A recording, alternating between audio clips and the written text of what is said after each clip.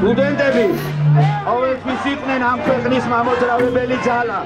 საზოგადოებრივი წინააღმდეგობის პირველი კერად სწორედ რომ სტუდენტებს იცვლებოდა, რადგან ეს არის ყველაზე რომანტიული, ყველაზე ენერგიული და იდეალისტური წლები, როდესაც ახალგაზრდა მომოქარ სულს სამყაროს შეცვლა შალუც.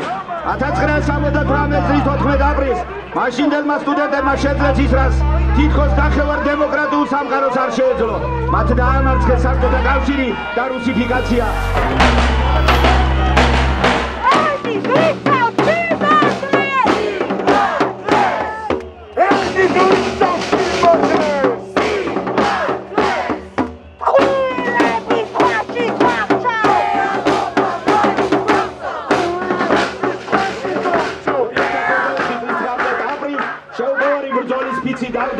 სტუდენტებმა დავიწყეთ, სტუდენტებივე დავასრულებთ სახელოვანი გამარჯვებით, ვინაიდან ერთია ქართველ სტუდენტთა ბრწყინვალე წარსული აწმყო და ბრწყინვალე მომავალი ექნება ამ თაობას.